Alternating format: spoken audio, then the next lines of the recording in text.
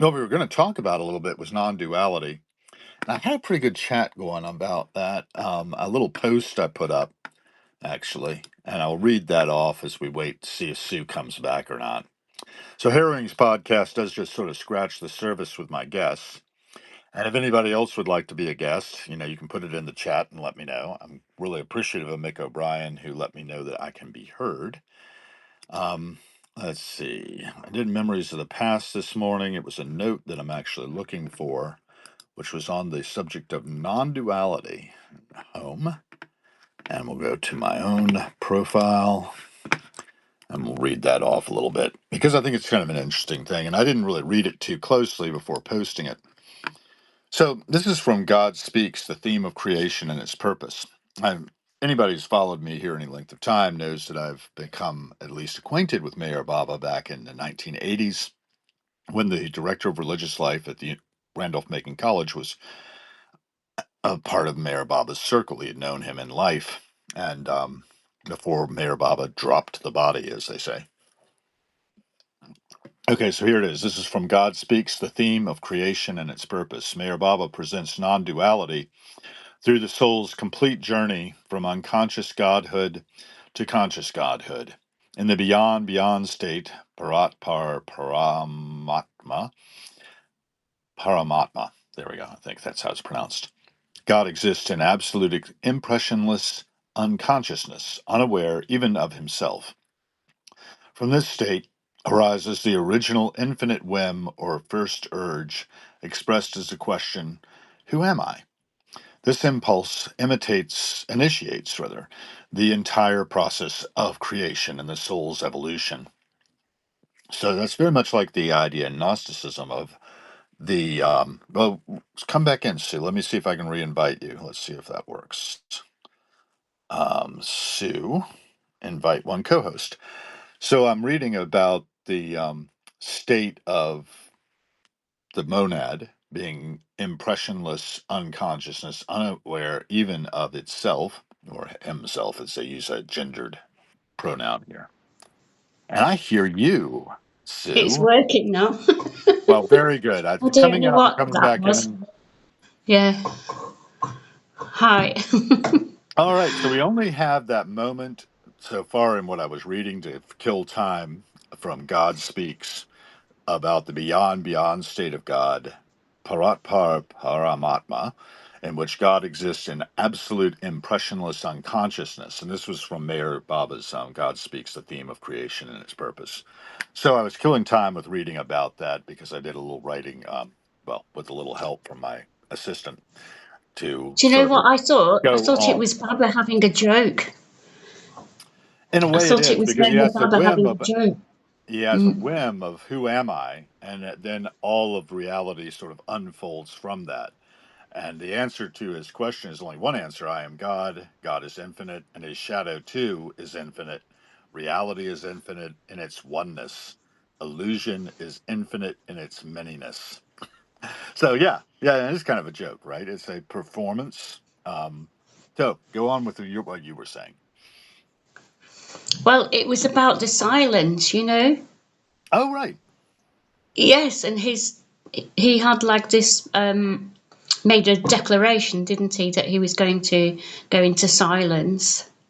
And that was the day we first spoke, I think. It was when he made the Yeah. declaration. And today was the day that he became silent 101 years ago. Yes. So it's the Yeah. anniversary of Silence Day. And here we are chattering away. Yeah. I thought the silent bit was him coming in and Ah, bringing his silence.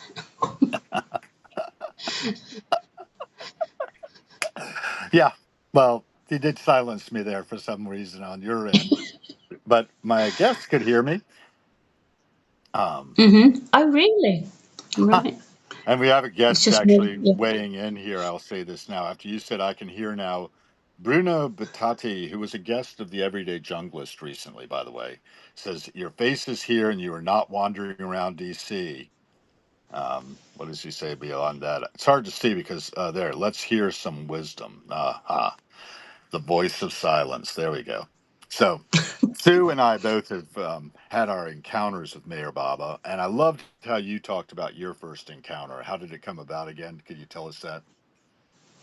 When I had a kind of unexpected, kind of happening in a very ordinary situation, just about to pick my daughter up from school. And as I went to get my coat, I just froze and I just thought, I'm going to faint. It's the heat or, some logical reason. And then I just said, my partner said, I think you should just sit down for a minute, and just get yourself together. And then I felt like a presence of joy and like complete bliss. It was wonderful. And I said, can you please give me a pen? I have to write something down. And so I had this like message. My eyes were closed when I wrote. And then when we looked at the message, when I'd finished, after a few minutes, there was this message that we had to go and visit somewhere. And at the bottom it had, from Meher Baba. And I said, who is Meher Baba? No idea. I have to put this in context. I have been, from a child, I had like visions and I did have like messages and things from people who died, but I never actually became like a medium or any of that. It was just a completely one off personal thing. Hmm. So it wasn't unusual to have like a message come through. But to have a message come through from someone I didn't know or had never heard of was very like unusual. So it was only when I asked around, some of my spiritual friends, that a few people said, I've heard of Meher Baba. He died a few years ago, and this is the book to read about him. So that's how I was introduced to Meher Baba. And which book did you read? Oh, it was a little blue paperback book with like lots of like Eastern symbols on the front, but I can't remember the name. It was a very like oneness. I mean, it was one of the kind of God speaks or something Yeah. like very small title, little book. And Yeah. I'm not very good at reading spiritual books. I just dipped in and out. But I got the gist of it. That was enough. And I saw that he had cosmic consciousness and he referred to himself as like the one, the he spoke from the absolute, Yeah. The Ancient One. Yeah. Yeah. Yeah. Yeah. And And that he's was amusing. fascinating. Yeah. Sorry. Yeah, he's very funny. It's very amusing, the way in which he goes about his work here on the our side. And Yes. by 1969, he drops the body, and yet he came across to you in the 2000 noughts, right? It That's when you was had this encounter. about, I was looking at the dates of that, and it was actually just before 2000. It was like 1998, something like that. Yeah, that was the time because I was in the middle of moving from London to Mm. Bath. And he actually told me when I was living in London and working in London, he said, you have to move to Bath and set up a healing centre. What? I had no money, nothing, nothing. How am I going to get this healing centre together? He said, I will help you find a house. This was all written down with my eyes shut. So he said, you have to go to Bath. So I told my partner, I said, we have to move to Bath. He went, great, let's get out of London. So with no money, both self-employed, he said, you will be moved in 6 weeks' time. Yeah. We were like, this is no, this is not bad, but this is some kind of nutcase. What is going on? It really challenged your face, and so after about 2 weeks, we went down to Bath. We had a camper van and we went down to Bath looking for houses. And we were just about like to head out of Bath. We'd been looking all day, nothing. We were heading out of Bath, and suddenly Baba came through in the car, grabbed my partner's hand, and got him to turn the wheel and go down this road. Can you believe it? He actually went, no, this way. And we went down this No, road and ended no, up we in a don't believe this. village near Bath. He said, you nearly gave me a heart attack. I said, it was Baba. So we went into this pub just to have a drink and recover. And no alcohol, just orange juice or something. And he came through, and I wrote on the napkin in the pub, he gave me the instructions that this healing centre was going to be in this village. And he said it was only a few hundred metres away from where we were sitting. And he said it's in between the river and the road, and it's not on the market yet, so don't bother coming to have a look for a house for another few weeks. But it would 3 be weeks coming on the later, market. He was we came down and we found a house between the river and the road, not far from the pub. And Bruno in 6 Benatti weeks, we saying you had would have moved in. suggested Kent. Yeah, we'd Okay, moved six in 6 weeks. weeks. Yeah, bought So, it and are you moved there in. now? No, I moved from there. And what is the history? What is the history of the healing center? How did that go? Oh yeah, well it was true. He basically the healing centre, which I mean I was like had done a bit of healing, but I would never call myself a healer. It wasn't like a title or something I did all the time. And so I thought, well, Hmm. I'm just going to have to follow him on this. So I had this beautiful house, mortgage came through, massive garden, beautiful for retreats. It had a river at the bottom of the path, no cars going past. It was like idyllic, you know. Yeah. And we got it reduced because the sale fell through and we got it half price. Well, that's wonderful. Yeah. I tell you, I mean, it's hard to argue with that kind of result. I mean, it was it. Well, actually, you know, after we spoke last time, I thought, well, you know, the best part of my story about Baba is the healing centre, and we never mentioned that. So maybe we can, Right. you know, do it now. Like, and so yeah, basically, I started to work with Reiki healing, and my teacher had a guidance that I should be a Reiki master. I didn't ask. She said I have to give it to you as a gift. Uh-huh. Right.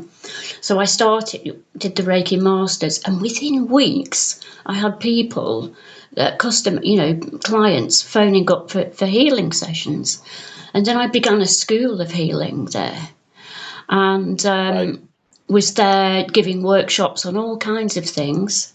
And Baba would sometimes come through in the healing sessions and in the workshops. It was he would come through and give messages to certain particular people. I mean, it was like awesome, really. And then after several years, he said, I have to leave you now, and you must get on with your work yourself. But he was there at a Okay. particular So period several of my years life. that lasted. Yeah.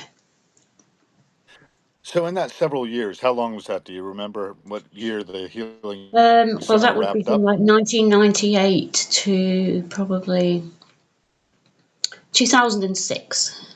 Yeah. 2006. Okay. Great. Yeah. And then what happened after 2006? You stopped that part of the work. And I remember we talked about you being a teacher and you decided you didn't really like the role of teacher Yeah. as much. Yeah, not long after that, I was given, again, I was given a scholarship to work with a non dual teacher Uh-huh. from America. And we had a European training, and I met amazing people from all over the world. And he helped people to formulate non-dual teachings. And I published my first book. I was very nervous, but he encouraged me to publish my first book, Use a Beloved the One, Welcome Home, which is about the one, being everyone is the whole of everything. So, and it was non-duality, but as I said, I didn't know that it was called anything. I just wrote what I felt. And he said, "This is non-dual teachings. What are you doing on the course?" So I was like, "Oh, I don't know what it's called. It's just what I feel." So he supported me a lot, this teacher, to put classes on. And for about a few years, I taught non-dual workshops and courses and retreats. And I also trained some of the students to actually lead retreats on non-duality. Like, yeah, I'd kind of get, like say do a 10-week course on non-duality. And then the last kind of part of the course was that we booked a venue, and each of the students led Mhm. a part of the day as a non-dual teacher. Very interesting. And they didn't think they could do it, but they did. Of course not. And everyone supported everyone else. And it was beautiful because you'd see people like with the mind and then suddenly there's a teacher. And I said, put the cloak on, get into the act, be the guru. And they would be, and then they'd be, who am I? Or, I'm not my Yeah. body, or, they just kind of speak from a deep place that I believe we all have, you Right. know, Right. but we I just don't agree. think we have. Yeah. So Well, it was so amazing. That was the best part, to actually empower. That's all it is. It's just empowerment because we've all got that knowing, I believe. Yeah. And the ages range from teenager was the youngest in the group, and then the oldest was like 80. So it was a whole range, men and women and different ages. And the energy of doing that as the group, it was amazing, beautiful. Yeah. I think Bob is messing with our signals. First, your internet was unstable. I got a little message at the bottom of my phone. Then mine is. So who knows? What needs to be heard will be heard by those who need to hear it Yes. and are Yeah. receptive to it. I don't know. I just know how things seem to me, and it really seemed to me that this had a lot of resonance for me. That as I study it, I go into it. I'm really fascinated by Upasani Maharaj and his life Hmm. because he was a strange dude. Yeah. I never had. I knew of people who'd known him, but I didn't actually have any connection with him. With Mayor Baba, you mean? No, Maharaj. Did you say Maharaj? Upasani Maharaj, who was Oh, I died in see. 1941. Oh, He dropped the okay. body. He was the one who threw the rock that hit Oh, Mayor I Baba see. in the Yes. spot where Yeah, Hazrat I know. Yeah, Babajan had yeah, yeah, kicked yeah. him. The woman. Yeah, Yeah. And, yeah. a lot of people don't know these stories, but they're No. amazing stories. And it's kind of like, Yes. what? It's kind Yeah. of like your story, right? You closed your eyes, you wrote, and you got Yeah. guidance that caused you to do That's these right. things that had these tremendous effects. Now, who are your students these days? Do you keep up with your students? Well, I work one to one mostly with people now. One to one. But well, your old students, the students you taught, the ones that Oh, the from the students healing I taught, I'm center. still in touch with them. Oh, yes. Yeah. Good, good. So that's Oh, nice. Maybe yeah. we should have them on. It changed their life. I mean, because Mm, it changed their perception of who they were. right. And one of them, the young girl, the one who was like about 18, she works with non duality with deaf people. And another lady who worked with me actually has gone on to be what they call person centered psychotherapy, which is non dual therapy. So they've Hmm. actually, and that's I think she's in Ireland now. So they've kind of taken what I shared and empowered them, but they've taken it into the world in their own particular, with their own gifts. They Exactly. don't have to become a teacher or a therapist of non duality. They can take that knowing and that seeing into whatever they're doing, you know. Yeah. And And what you that's a great thing. And other ladies gone in business, to particularly mindfulness in businesses.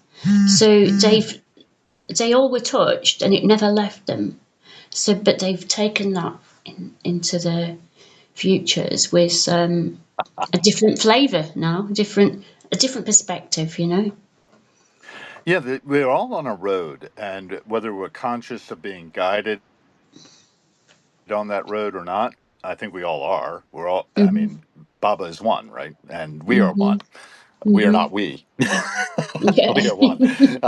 And one of the things that happened to me, I'll tell this story really briefly because it came to mind. A Sorry. friend of mine I grew up with is a drummer, and he's taken his drumming into like corporate venues and taught Right. team building and drumming. Mhm. And we both came up through the Fife and Drum Corps in Colonial Williamsburg, where we were very lucky that in 1972, about the time he joined, and I was there a couple of years later, um, we got the youngest drum major in the history of the Scots Guards down in London, right?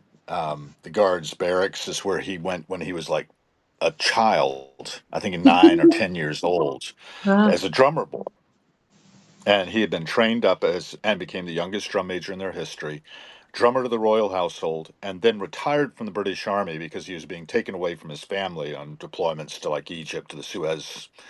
And so he came back to America and started training fife and drum corps in Canada and I think the northern part of the United States. And then he got the opportunity to come and train us in Colonial Williamsburg, which was started by John D. Rockefeller with the money Rockefeller Right. provided anyway to preserve the Clever. great history of the United States because it's a little Yeah. crucible there in Williamsburg of about 3,000 people who produced Washington, Jefferson, and now we're celebrating our 250th year. So all these things link together. But Lance took his drumming and has used it in the corporate scheme to help people, get in touch with working together in rhythm and balance. And Baba was a great fan of music.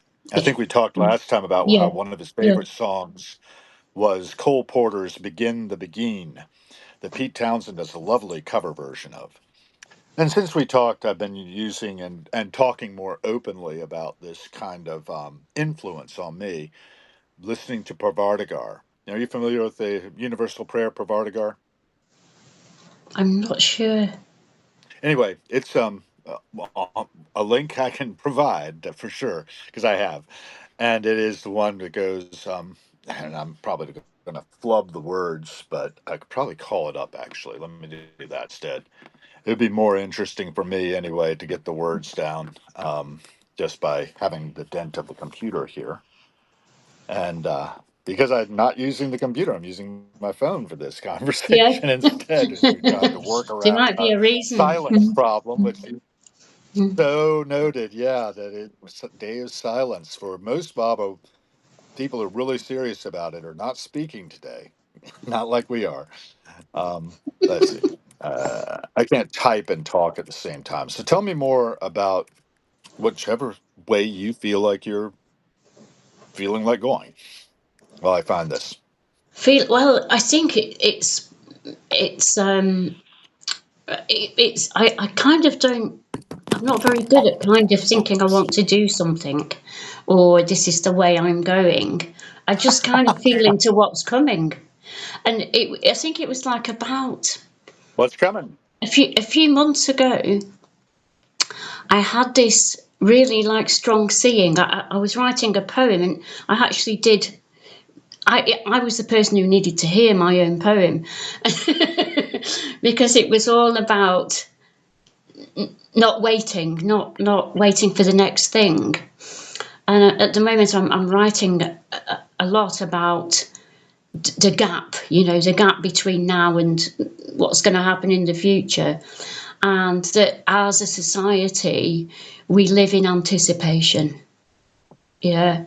Yeah. So this is the thing that I was addressing about, and I don't know when I'm going to finish this podcast, but I will finish it at some point. But it's kind of comes when it comes, but it's like a process that I'm going through, and it's been very interesting. It's not to plan. not to anticipate what's going to happen next, and to Mhm. really let go and surrender into living in the moment, really.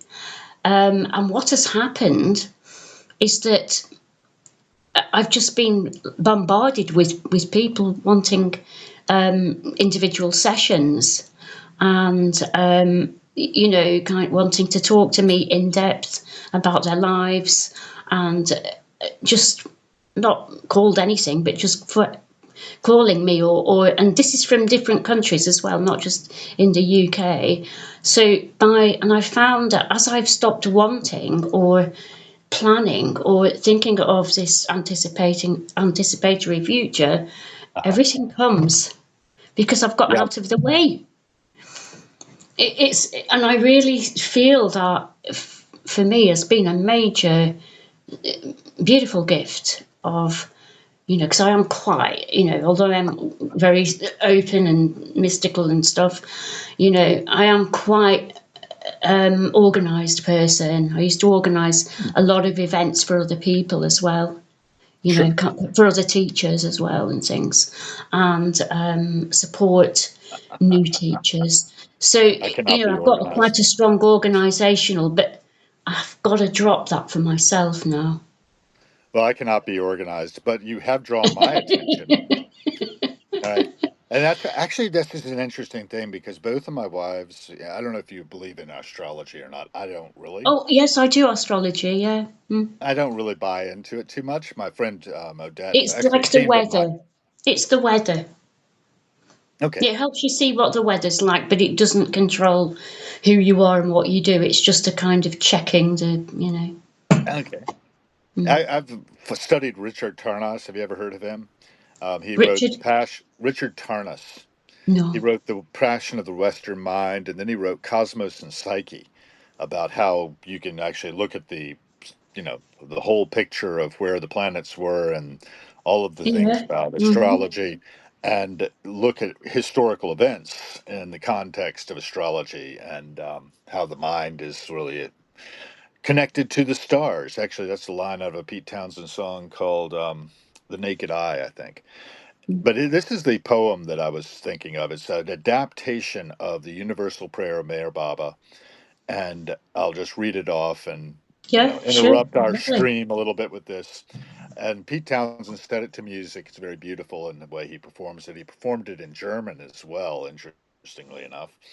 And you can get it actually as a little EP of sorts from Pete's outlets. Anyway, it goes, O Pravartigar, the preserver and protector of all. Without beginning are you Lord, without end, non-dual, beyond compare, and none can measure you. Without color, expression, or form, nor attributes to lend. You are unlimited, and none can plumb your depths, impenetrable beyond conception by our minds. None can divide you, O God, you are eternal. None can see you but with eyes divine. You always were, you always are, and always will be. You are everywhere and everything and beyond, in the firmament above and in the deep, on all the seven planes and farther on, in all that's hidden to our eyes and all we see. Beyond the trinity of words and in the vow, you cannot be perceived, and no one shall depend. O Parvartigar, preserve, protect us all. Without beginning are you Lord, without end. You always were, you always are, you always will be. You are the Creator, the Lord of Lords, the knower of all minds and hearts, omnipotent, omnipresent. From you we cower. You are knowledge, infinite bliss, infinite power. You are the ocean of knowledge, knowing all, infinitely knowing but cannot tell. The knower of the past, the present, and future, crowning even this, your knowledge itself. O merciful benevolence eternal, you're the trinity of knowledge, truth, and bliss. And you are the source of truth, the one with infinite attributes. You are the ocean of love we sorely miss. You always were, you always are, you always will be. You are the ancient one, the highest of the high. You are Prabhu and Parameshvar. You are the beyond God, beyond God also. Parabrahma, Paramatma, and Allah. Yezdan, Uhura Mazda, and God the Beloved. O Pravartigar, the preserver and protector of all, without beginning are you Lord, without end. You are named you are named Izad, the only one worthy of worship. We sing the universal prayer to you. Amen. And it's beautiful. I love that setting that he does as well with the Mm, guitar and his solo voice. mhm. But he did that on Who Are what is it called? The first solo album is called. Hmm, why is it not coming back to me? You know that happens. You get a little block.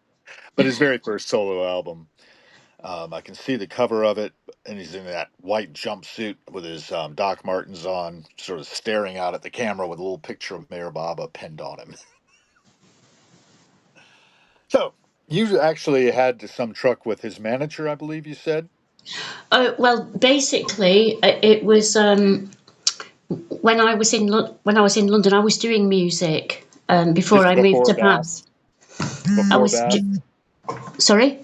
That was before Bath.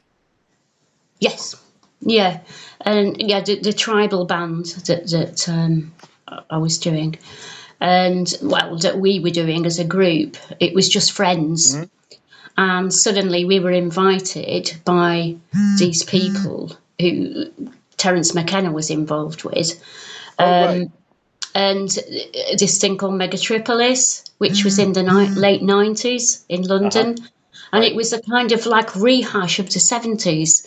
And right. these two guys that were, well, Fraser Clark, who was running it, had been like instrumental in the 60s and 70s. And so he Hmm. thought he'd have another pop at getting the flower power going again in London, and invited like Terence McKenna, Rupert Sheldrake.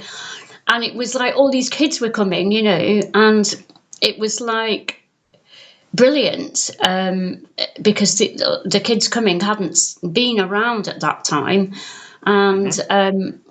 we were like, oh, well, there's these hippies doing this thing. Maybe we should go and help them out.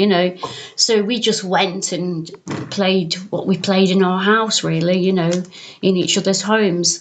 And before we knew, we were being offered record contracts.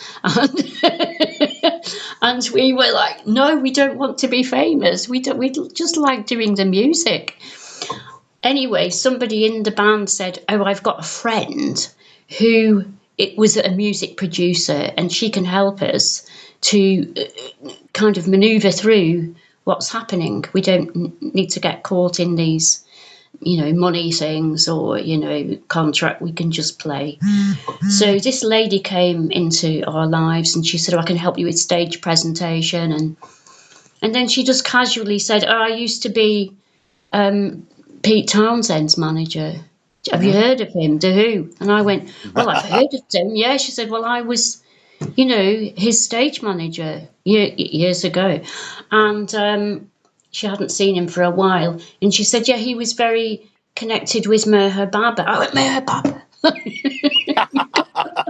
You knew Meher Baba? She went, no, I didn't know Sneaking. him, but he did. And I know that he wrote Tommy about Baba. So that was a connection. Then I really connected with this lady who'd been Pete's, and she told me lots of stories about Pete and the band and what happened in those days. So for some reason, I had to know that. I don't know. And as I said, on one occasion, Baba, we were in London before we moved to Bath, and Baba said, "I want you to visit Pete's house." God.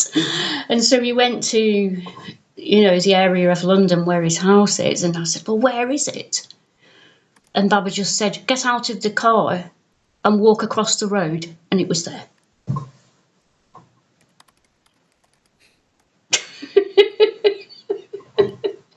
There you So go. he did things like that where he'd give you directions. You'd go somewhere. I even went to San Francisco.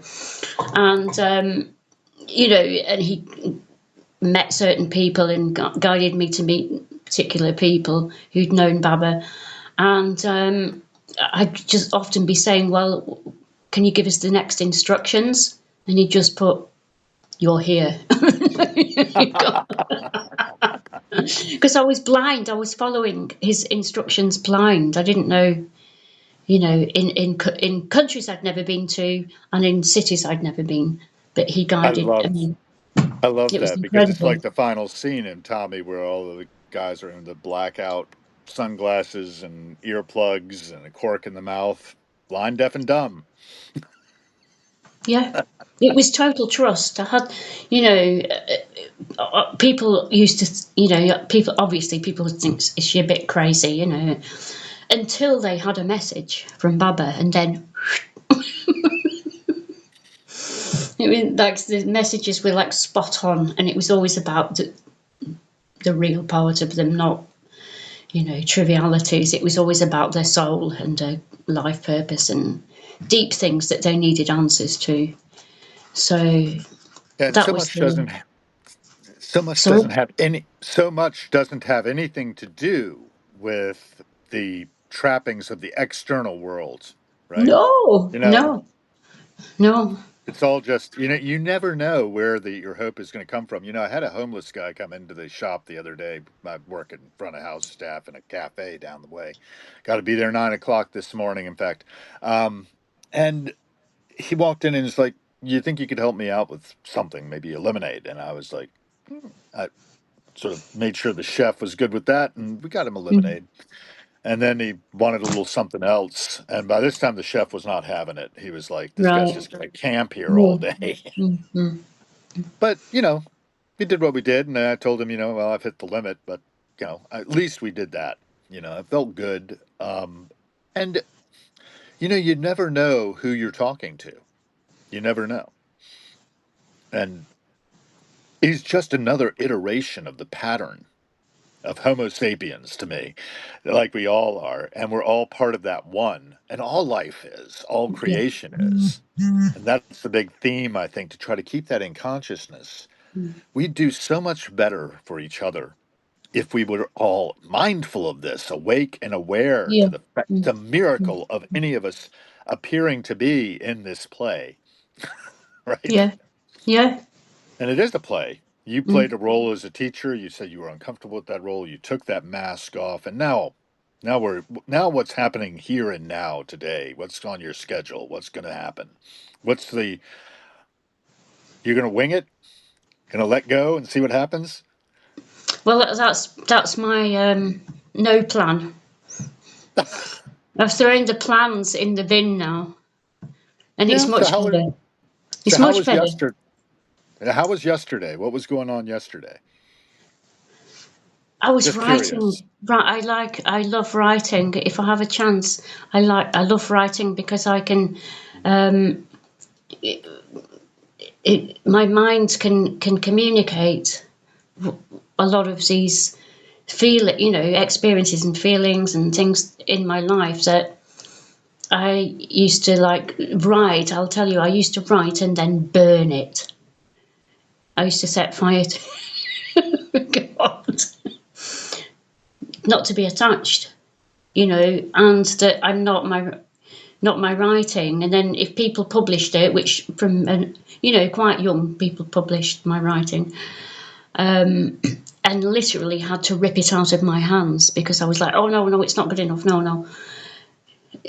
It was like, can we make the decision? Not can you get out of the way and just share that? So I had a great difficulty in sharing, and put together a whole kind of book in my late teens, early 20s with planned it all out, pictures and everything. Very similar to what I write now. There's not much difference. And I just put it in the bin and burnt it. You and Sid Barrett. Are you familiar with Sid? Is he the one that they thought was loony? Yeah. Yeah, yeah, And yeah, he yeah. used to paint. After he gave up music, he was painting, and he would then burn his paintings in the courtyard.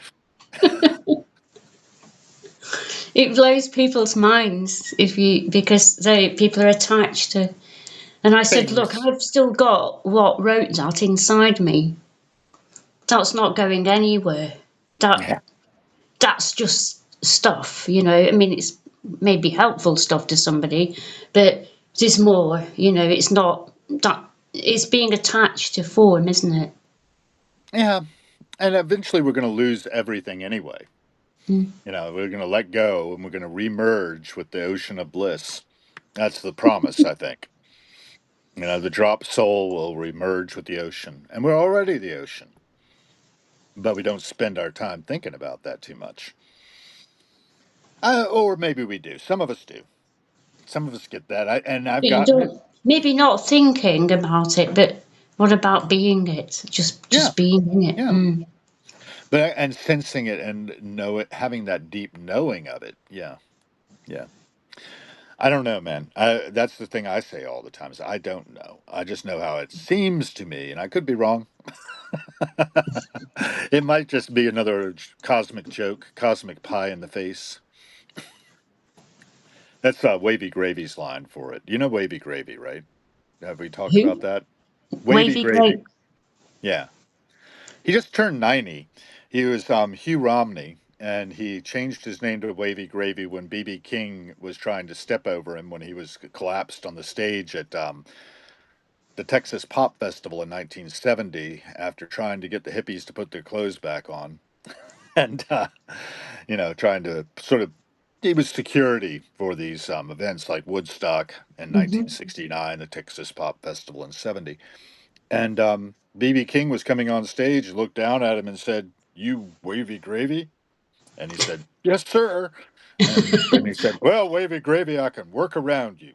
And it was just a great clown name, is the way Wavy puts it. So he became a clown, a counterculture clown, if you will, an intuitive clown. Mm. As he puts it, he was quoting somebody else. I'll have to find out who said it originally, but I'd like to credit them because it's a good line. He says, "A clown is a poet who is also an orangutan."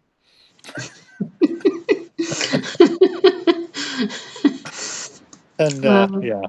But anyway, Wavy has done a lot of good in the world. He's been an activist clown, and he's gotten beat up by the cops so much that he's got a permanent hang tag for his car and can park anywhere forever for free. That's how he opens up the movie about his life, which is called The Wavy Gravy Story, Saint sounds great. Misbehavin'. Yeah, the subtitle is Saint Misbehavin'. Yeah. Oh, And it's a beautiful film. It was done by Michelle Lesrick, who's become a friend. I saw a screening of it with Wavy in attendance and his wife and his son. And as recently as I guess it was May, I went to the Ardmore Music Hall and had a nice conversation with his son out on the sidewalk towards the end of the show. oh, And yeah, we've gotten to be at least in contact.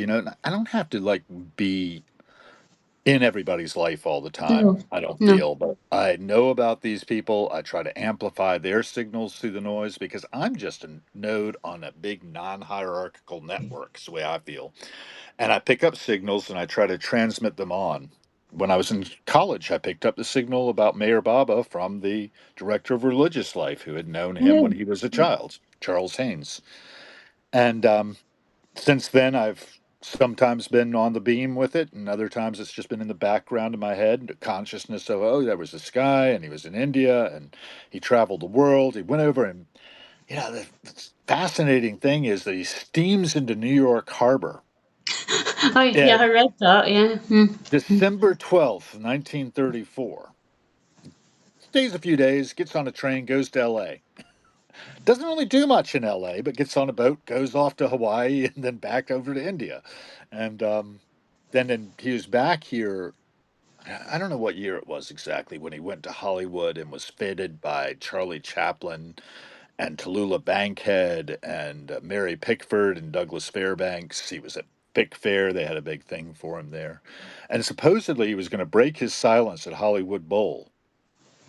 Oh, and he didn't. No. He got on a boat and left. And everybody was like, what? There was going to be this big thing. You just left?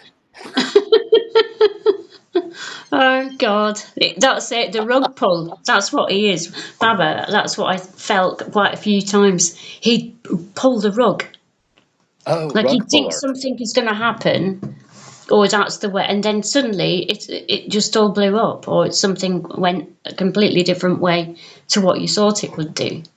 That reminds me of my own life. My wife and I, we bought this bunker that I'm in right now. I call it the Mhm. bunker. It's a 1904 building, and I'm in the condo in the back of the English basement level garden.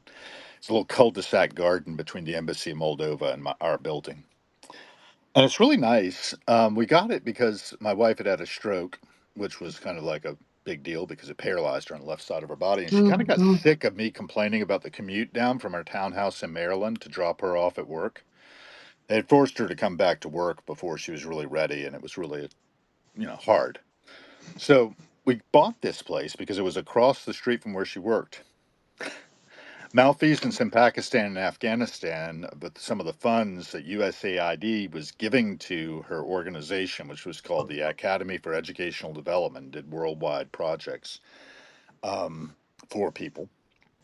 Anyway, they USAID pulled their funding, and my wife was cut with the first 20% of the company to go. So we had just bought this place, Oh, and the rug was pulled out from under us, right, so to speak, of what we thought was going to be the thing. Left foot in front of right foot, we adapted, and life has gone on. Her stroke basically prevented me from following a path that I was heading down that had to do with like getting involved with what's called the Singularity Institute. Speaking of oneness, oh, really? Yeah, and yeah, I sort of abandoned my initiatives that I was taking to try to become a sort of a mover and a shaker and a central figure within that realm. And I just got my head down and did my contracts, and until finally that rug got pulled out from under me, and I started this foundation and Harrowings podcast, among other things. Harrowings is the publishing arm of foundation that preserves the legacy of my late father, a research historian. And I go out and I film the passing show because I don't know. I like to see what's happening out there in the world because we're all weaving history as it happens. We're all yeah. doing this dance Mm, with each other. mm. It's like a choreography to me to watch people just coming and going on the street, ordinary life. And it amuses me. And I don't know if it amuses anybody else, but I do have a little bit of a following. It seems some people watch it. Some people like Bruno Bondati over in Italy. I think I caught up with him first time that noticed him. I was taking the metro out to Dulles International Airport. I wasn't catching a plane. I was just going out there to watch people weaving together. Right? Fascinating, yeah, yeah. Yeah. Yeah. They'll Mm. never probably get closer to each other than they were in that moment. I was capturing it as I walked around with my camera, pointing outward, talking about it. And I had this guy over in Tijuana, the everyday junglist, he's called, talking to me at the same time, you know, Oh, like you and wow. I are talking. Yeah, yeah, yeah. So it was Wow. fun. Have a That's, different,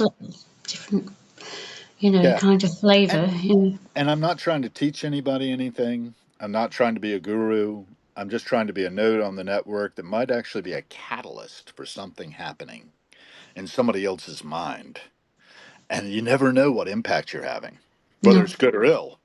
I don't know if you caught one of the things I like to quote is something I caught as a little scene in a movie that was part of another movie. It was like an embedded A movie. movie in a movie, yeah. Yeah, this little guy was smoking pot and drinking in a house that his professor had broken into to get to his estranged wife who had left him earlier in the weekend. And as he's watching the TV, there's a little clip from an old Dorian Gray film, Oh, yeah. the novel Dorian Gray, in which one of the characters, Sir Henry, I think it is telling Dorian that all influence is immoral. Mm, Why is that? Why would you think all influence is immoral? Well, because you are basically influencing somebody else. And right. in doing so, that person becomes not your. And actually, Oscar Wilde said this. Did I get his name right? That most people are other people. They're other people's opinions. They're not themselves. Yeah. Right? Yeah. And to be really yourself is something integral. We should become authentically who we are, as opposed to what other people want us to be, the Yeah. projections that come onto us, right? Anyway, I could Even go on what and people on. think of you, you can feel sometimes. You know, Oh, like a yes. child, a child who the teacher thinks they're a bit, not very bright or something. The child will feel that and shrink. It's a good conversation about Harold and Maude going on right now. Speaking of authenticity, About did you what? ever Harold and Maude the movie? Did you ever see that with Ruth Gordon and No. Bud? I forget Bud's last name, but it was a movie about this young man who basically was obsessed with death. He's always doing things to shake people up in his environment about this too. He was very morose. He had a Jaguar XKE that was converted into a hearse. Oh God, sounds fun. And Ruth Gordon is this 80 something year old woman or 70s something woman who's living life exuberantly, right? She's just full of love and energy. And they have a relationship, this young man and this older woman, at the end of which, I won't spoil it. But anyway, it's a classic from the 1960s. And it's kind of a surreal kind of thing, too, in some ways. I don't know what they're saying about it, but we'll look at their comments later. Anyway, that's a distraction. Sorry. That just emerged up out of the pleroma, as I like to say. Right. Yeah, I think. Well, I don't know. I read something the other day which was pretty much saying what you're saying about how we're carrying, you know, everybody's projections, Yeah. within Yeah. us, like, and And you feel it. through. Yeah, yeah. I mean, I am very. I wouldn't call. I used to. I'd like to mention something about that. It's like people often say, "Oh, you're really psychic," or say about someone else that they're really psychic. And I actually don't think there's any such thing as being psychic. Do you know what? Because But it's called paying attention. if we're all one, okay, of course we're psychic because we're each other. There's only one of us. So why wouldn't we know about someone else? And Yeah. I think that it's when your veil or your boundary between yourself and others, but we coin each other. It's like there isn't any others. There's just the one of us, and that was like the more I felt in touch with, like the absolute, the one, the more I knew what was going on around me. And I think it's just your senses become heightened, and I think there's many senses that humans have that we haven't even discovered yet, Hmm. and we because we label them with old-fashioned psychic, telepathic, and all of these kind of coined words to describe a box that you put people like that in. Ah. Whoa, see, there you go. Oh dear, the box has just collapsed. Oh God. Baba. Do you know? Baba's Do you at know? work. It's a box. Do you know I what think, I'm saying though? It's like it's a yeah. very. I think we'll look back in time and go, no, people are not psychic. They're just attuned. They're just aware of what's going on because they're conscious of it. Or they're paying attention. Being That's it. Awake, more awake. Yeah. Awake and aware. I spend a lot of time on what I call the alchemy of awakening. And it's fancy words, right? But and I like having a framework to work with. Baba provides a framework, and there are other frameworks. One of them is the Hare Krishnas, apparently. We're getting a question for you, Sue. Are you in tune with the Hare Krishnas? He Do you says, mean I'm not a the? dualist, but I doubt the quote, one mind, unquote. Go ahead. Well, it's just that I've had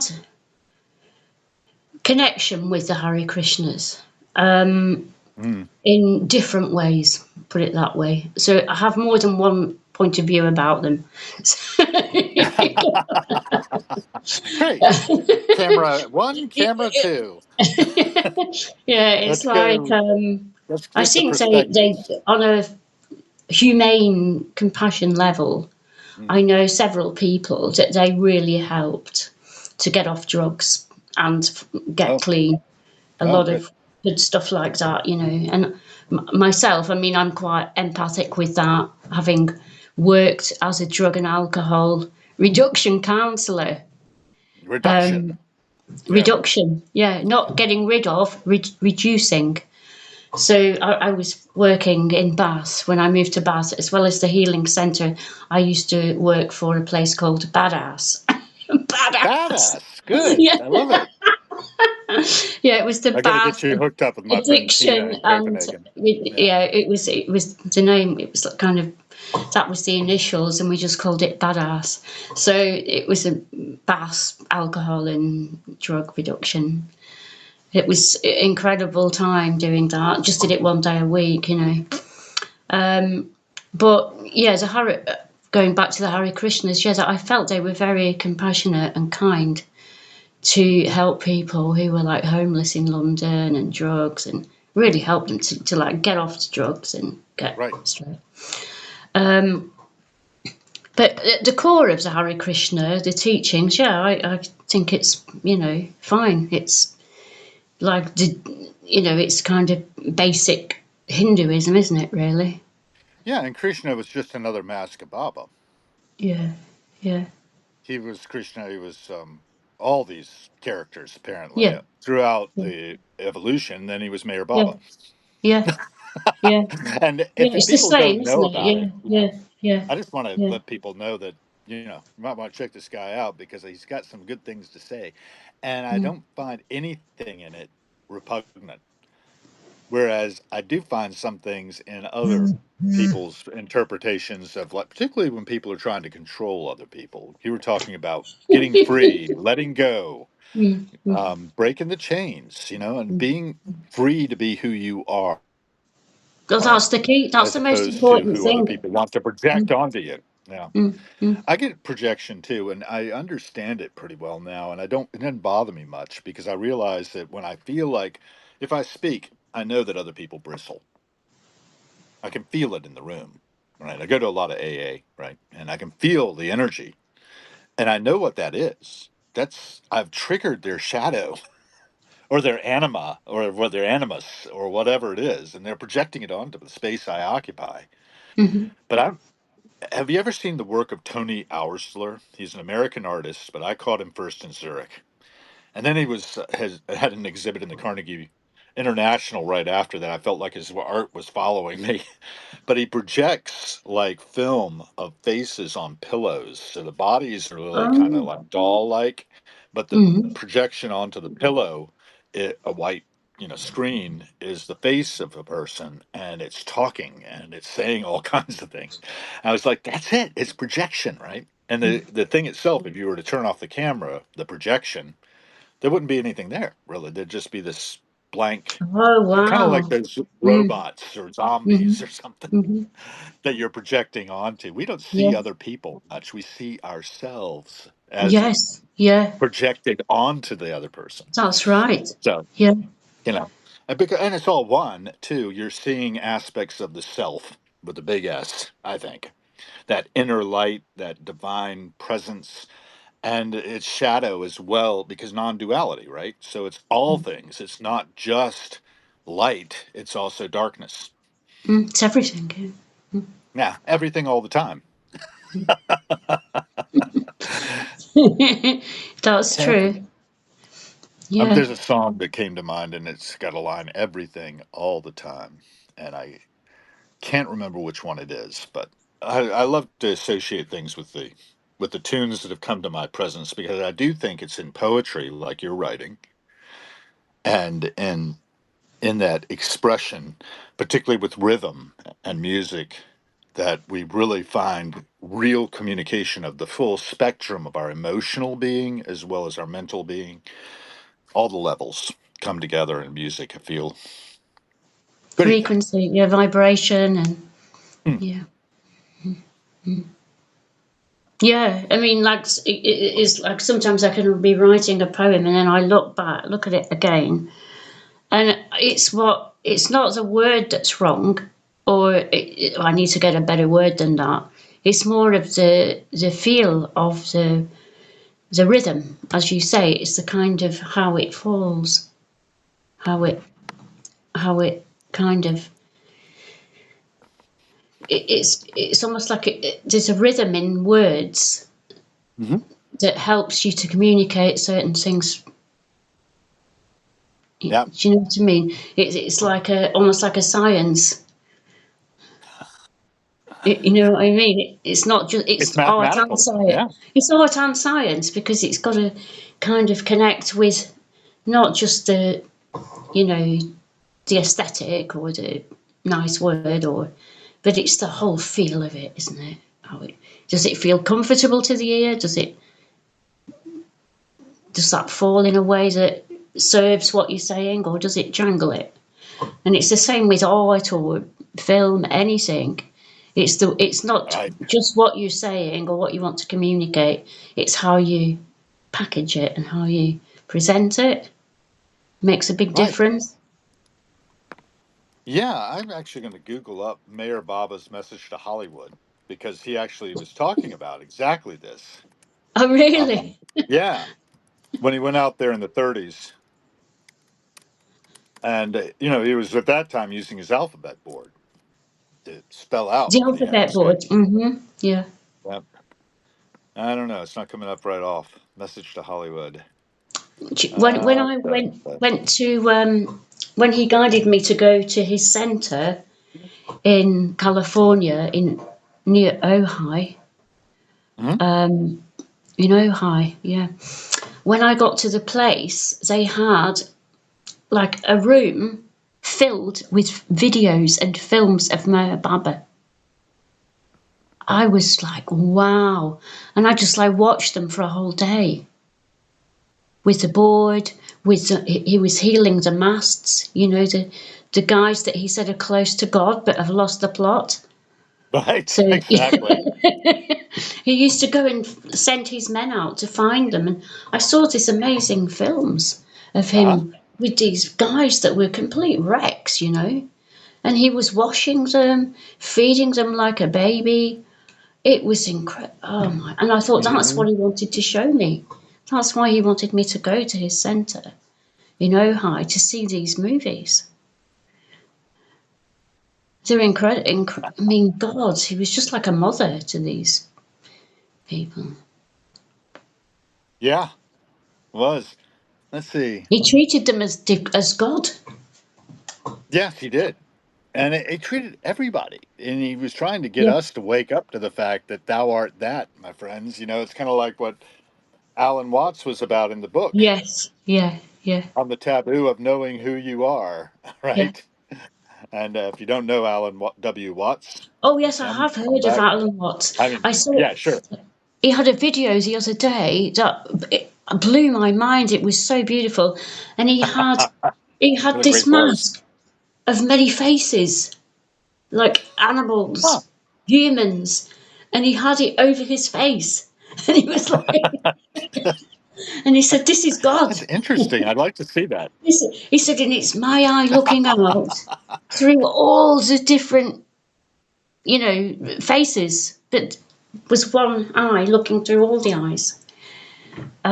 Yeah, And Emerson he was into that. made a mask. It was fantastic. I thought, oh my God, what a great way to illustrate that.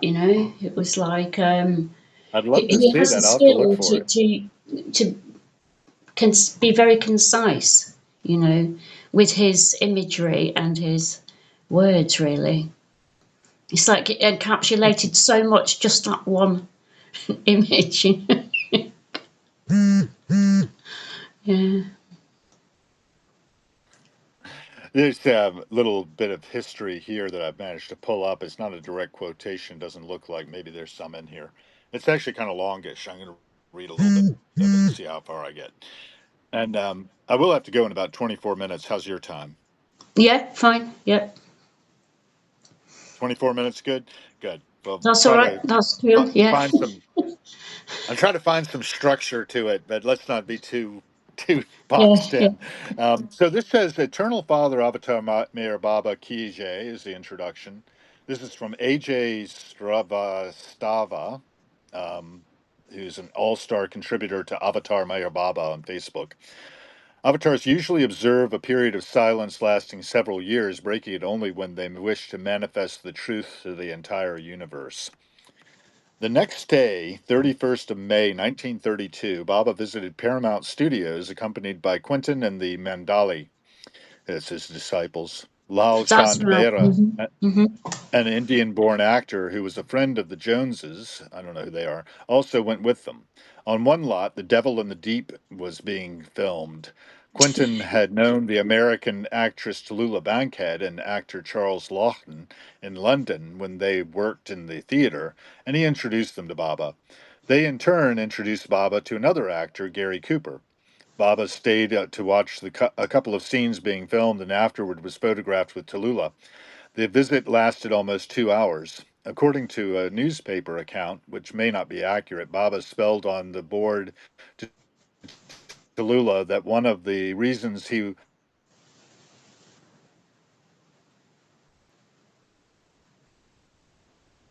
had come was that in after lunch, Baba and a few others went to Fox where he met the cowboy actor Tom Mix, who was photographed with Baba, and an Indian born director named Isra Mir. Quentin returned to Paramount Studios to pick up Tallulah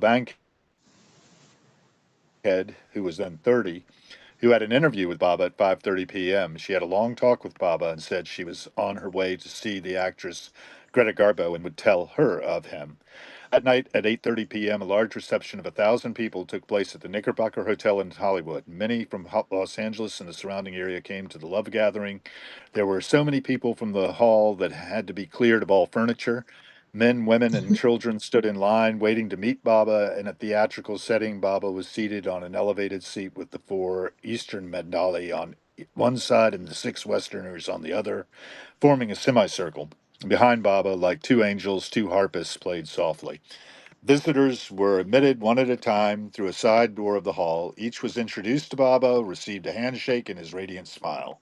Passing in a circle from the other's door, they were led outside to the lounge where refreshments were served. In the dazzling light of the hall, Baba looked divinely beautiful in his white robe and with his hair falling to his shoulders, a figure that captivated the hearts of all. And Baba's instructions were that his visitors were not to ask questions and should leave after a handshake with him. But there were many who were so enthralled, felt so intoxicated, they would not leave. Oh. Their words of wonder echoed throughout the room. If Christ were alive today, he would look like that. What a divine glow on his face. These are the words of all the people coming, and they go on and on and on about their impressions. And it took 2 hours for Baba to shake everybody's hand, and the following message was then read out. So this is the message. Since arriving in America, I've been asked many times what solution I brought for the social problems now confronting you. And this is the Great Depression, right? And did I have to offer that? And did I have to offer that would solve the problems of unemployment, prohibition, and crime, that would eliminate the strife between individuals and nations, and pour healing balm of peace upon a troubled world? The answer has been so simple that it has been difficult to grasp. The root of all our difficulties, individual and social, is self interest.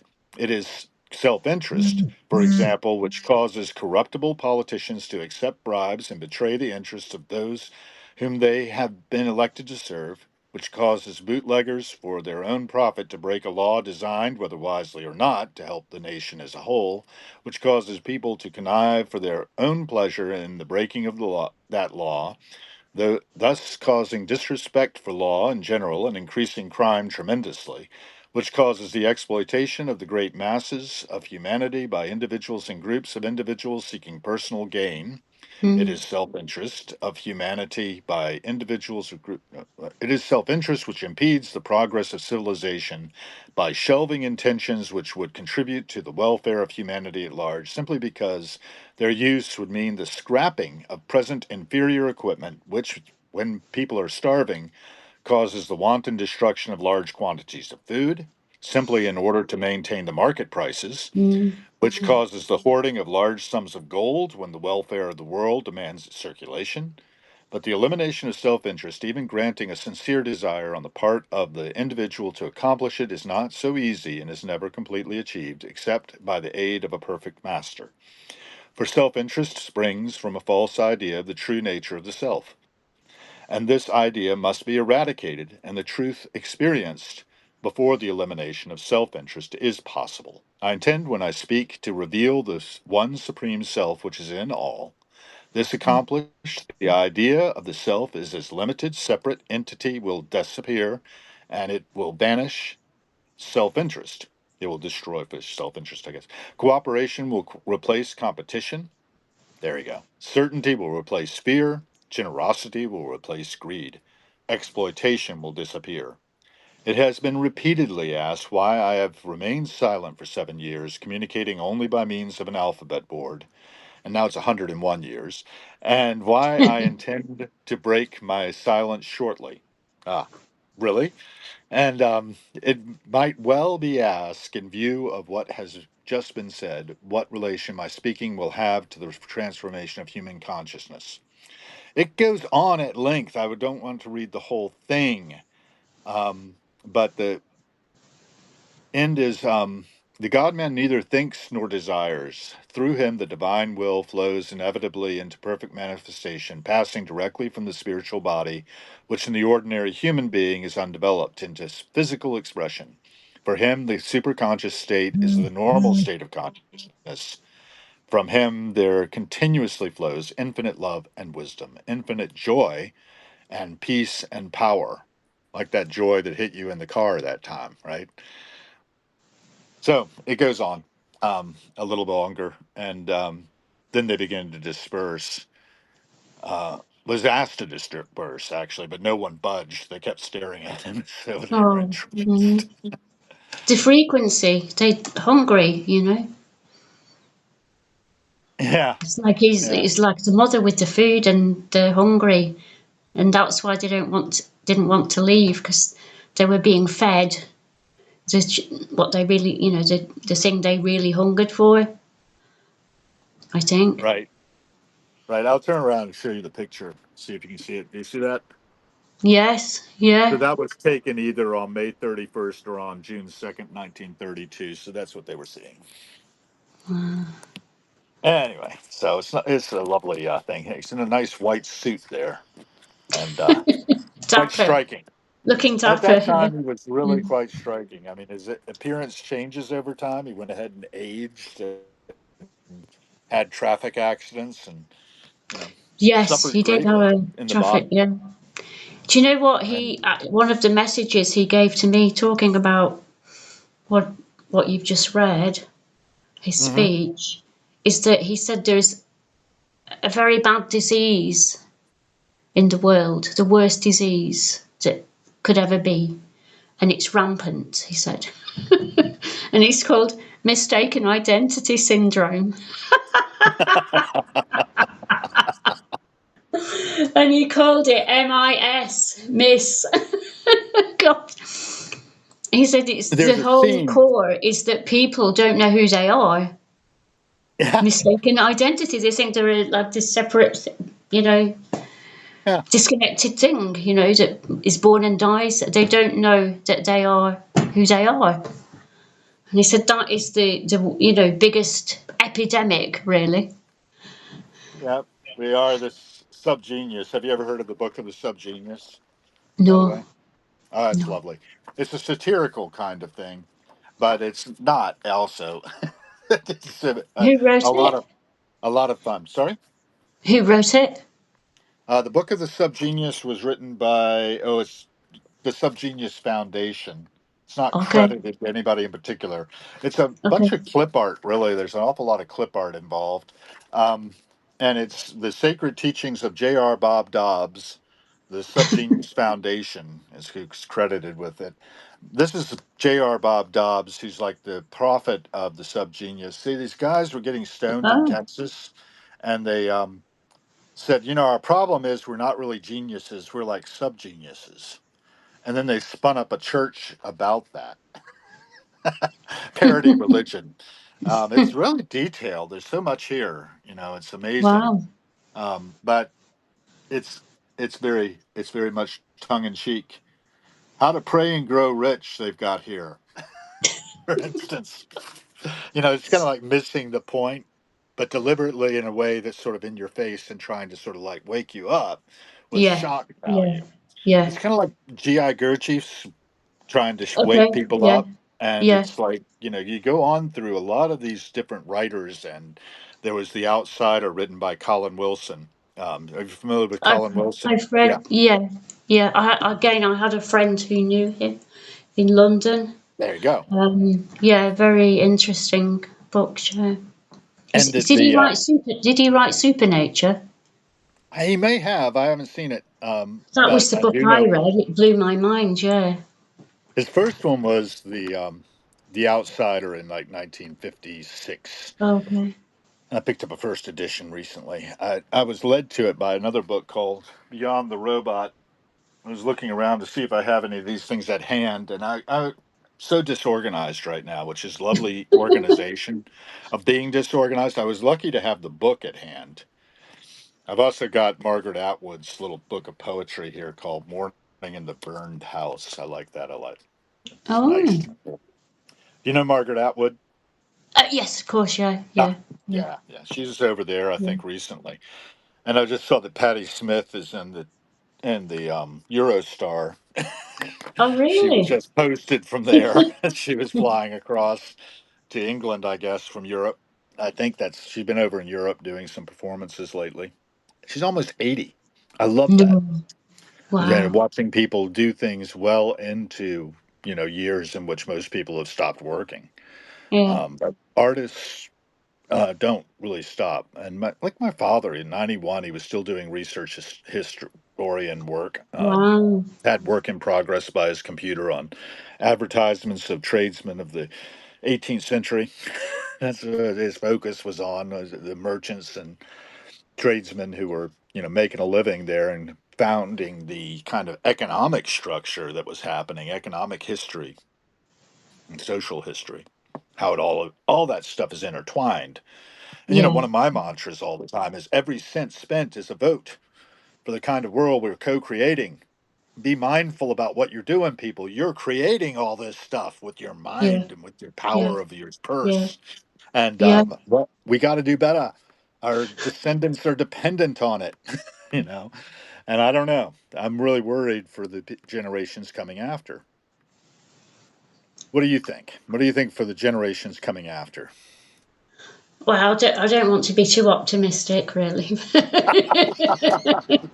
I don't know. It's like, to be honest, Yeah, talking about psychic things, and I please. mentioned I'd been on a retreat when I was very young. I'd been on like a 4 years retreat in which I didn't speak to anybody because I didn't see anyone. I only like saw one person for 4 years. Wow. Um, and I asking who am I. And during that time I had the I don't want to say I had the capacity because I didn't seem to be there at that time, but the capacity happened of being able to see in the future and the past. Uh-huh. And I kind of went into very ancient civilizations that have happened, Egypt, Sumeria, lots of South American. It's like I was there in that time Hmm. and observing what was happening. I wasn't in it, I was observing it. And then I was going into the future as well. So I was kind of Yeah. time traveling. That's the Tibetan said, oh, yes, she was in the Bardo, traveling Right. in time. That's what the Bardo is, the time, like the Akashic Records. Right. So it was for some reason that opened up, probably because I was like completely quiet and no distractions from the outside world. So I could focus really strongly on the inner worlds and explore that. No, no drugs, nothing, just very simple food, water, and lot meditation. Really, it was. I have written a book about that time, but I have never published it. I might Mm. do that. Um, but I did go into the future and I went into this current time. Many things that I saw at that time have happened. I just go, oh yeah, I saw that. Yeah, I remember that happening in the past. Yeah. But what I see in the future is quite good. That's why I'm so optimistic because I Oh, feel optimistic. Okay. that we do not need to worry really because it's beyond our control, Don't and worry, be happy. we underestimate our divine nature and who we are. And what I saw was that there would be an awakening of the planet, that the planet would, not like all the animals, like, but humanity rather than the planet, that humanity is on a curve of awakening, and that can't be stopped, regardless of what the outside looks like. That's why the That shadow is it's popping, manifesting. it's popping, and it's hidden, it's undercover. It's the, what do they call it in the, I heard it referred to in the war as the fifth column or something. Yes, right, right. The Yeah, hidden yeah, yeah. column. That came to mind. Something I read about that. But this is like the fifth column of consciousness. Yeah, well, you have to have, these special forces in your army who are like hidden, cloaked. They go in like the Navy SEALs Undercover in the agents. darkness. Yeah, And I yeah. have said before to people, I'm on God's special forces team. I only show up where I'm absolutely necessary. And I sometimes Mhm. believe it for a minute. And it's fun to play that role. Mm. Also, I'm playing roles, right? And, the misidentification of who you are, right? That part there is wonderful scene in Wavy Gravy's movie. At the very beginning, he goes in, he's shuffling into his little sacred space. He's got all these little tchotchkes set up around all these pictures of people and stuff, and he prays in the name of all these different people that and at the end he says, "Bless this day as it transpires, and help me to be the best Wavy Gravy I can muster." Yeah, yeah. So let's That's all it. be the best, Sue That's it. Cawthorne you can That's it. muster. I'll be the best Hal Gill I can muster. And between the Exactly. two of us, we now are like a little center. Because did you notice how much traffic we got from your side in particular, which is called what again? What is your Portals to title for you? reality. Portals to reality. And mine's Harrowings. Because I find life to be Sorry? harrowing. Like, you're scraping the surface. You can only see the surface of things. So you're scraping the surface and churning up the soil to see what'll sprout, Mm. you know, to get it ready for planting creative work into it. And so harrowings has been that, but it's also the aspect that life itself can be harrowing. It's terrifying. It's like running naked through barbed Yeah, wire yeah, yeah. sometimes. There's a lot of Mm, mm, suffering and pain involved. And there's yeah, just yeah, also the consciousness of suffering. yeah, Baba talked about how he felt the suffering of all of creation yeah, yeah. within himself because he's Yes. one and he was awake and Mm, aware. He mm-hmm. had been entered into that state where he's both at infinite bliss and infinite suffering simultaneously, I've had both at that each, myself. Yeah. Mm-hmm. Yeah. right? Yeah. And it can be really hard, but I'm glad you're Mm-hmm. optimistic about our future. I'm hoping we're all going to wake up. I hope that we Mm-hmm. are instrumental in helping Yeah, but others wake if up. there's only And one of us, we all have to wake up. that's true. That's a good point. And maybe we all are. And it's very judgmental of me to say that anybody isn't awake already. Mm. But I don't know, man. I just know how it seems to me. I Conscious. could be wrong. Yeah. Consciously awake. Conscious contact. That we talk a lot about that in the recovery community, maintaining conscious contact. And it's bedeviling in some ways because there's a lot there. There's a lot of energy Mm. in having that contact and having it flow through you and feeling like I'm not at the wheel anymore, right?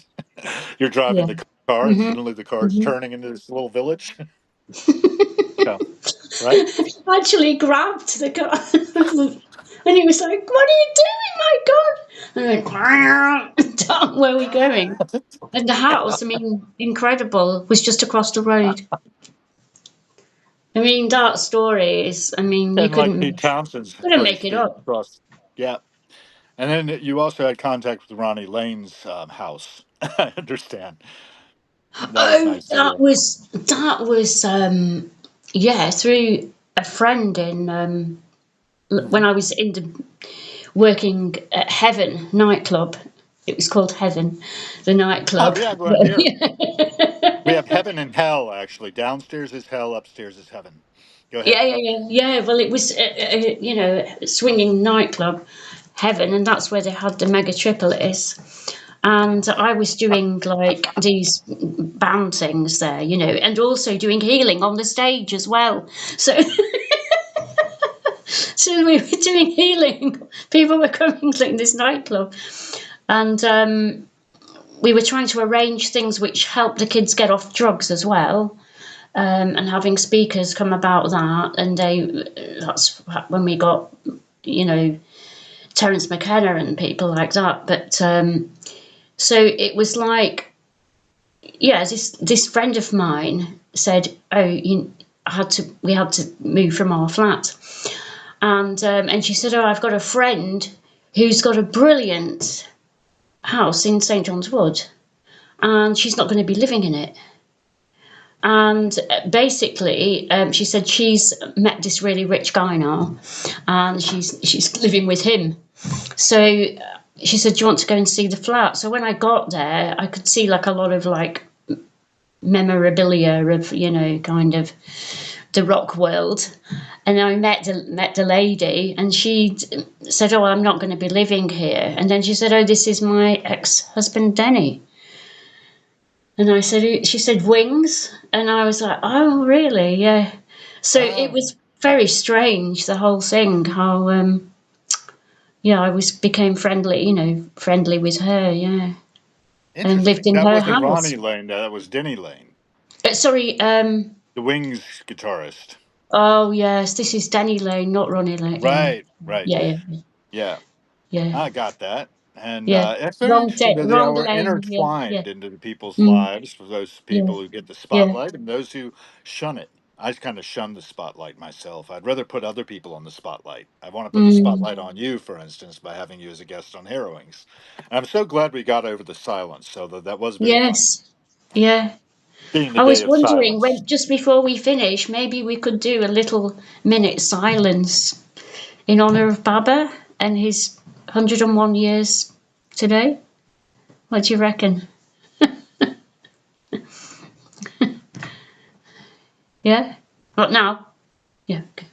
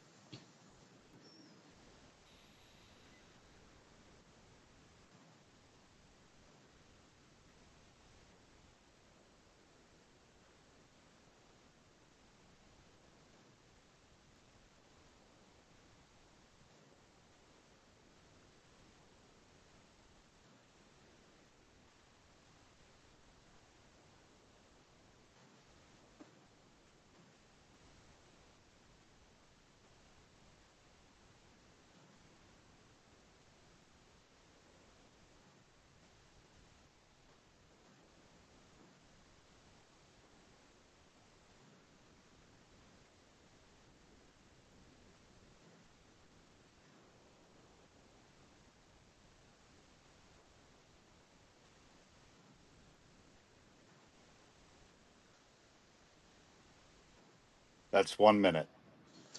And I think it was probably a great place to stop because Yeah. we're at Yeah. 7:31. But I did remember the everything all the time line that I had. It come up in my head, and I knew it was from a song. It's "Life in the Fast Lane" by the Eagles. Oh, Do you remember that one? yes. Yeah. Yeah. Everything all the time. And we're all in this together.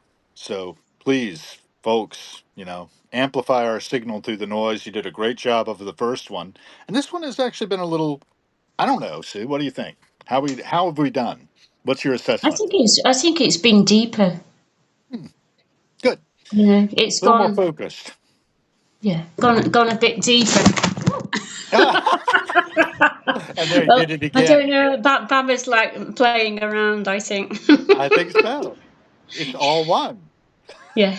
Yeah. And I love that about us talking about it. And I was really so pleasantly surprised last time about how well I found, the information you were providing from your life and how it syncs up well. Mm. I did another podcast. You might want to look it up with Odette Bianchini, who's a musician and a sound healer and Reiki master in Milan. So I will hopefully stir her up again one time and we'll go back live again sometime. I've been doing less of this So those of you who've tuned in, please consider being a guest. I don't know. Do you do these live things with your people at all, Sue? Are you doing some things on Portals of Reality? Not really, no. No. Okay. Well, this will show up there, I'm sure. So I'll wrap it up. And thank you again for being my Yeah. guest. It's been Thank a you so genuine much. pleasure. Really I'm enjoyed glad it. we Thank worked through you. it. We're out here. And I hope all you have a great day. Bye. Thanks, Come Hal. by Daily Provisions. I'll be on at 9. Okay.